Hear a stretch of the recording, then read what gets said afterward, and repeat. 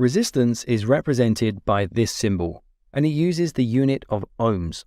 It's a measurement of how easily electrons or electricity can flow through something. For example, electrons can flow very easily through this copper wire, which is why we use copper wires. However, it's much harder for it to flow through this resistor, and it's very, very difficult to flow through rubber, which is why we use rubber insulation on the wires to protect us from the electricity in the copper wire. To measure resistance, we need to place our black lead into the COM terminal and the red lead into the terminal with the ohm symbol. With the auto range device, simply turn the dial to the resistance setting and then connect your leads across the component. It doesn't matter which side you connect it.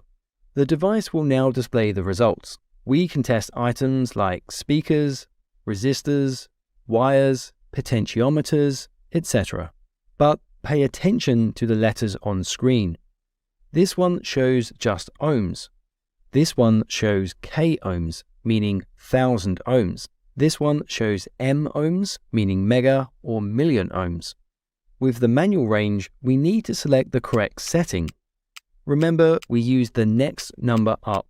For example, this resistor is rated at 3K ohm. That's more than 2K, so we go to the next value up, which is the 20K, and then we can see the result. This multimeter has a maximum setting of 2M.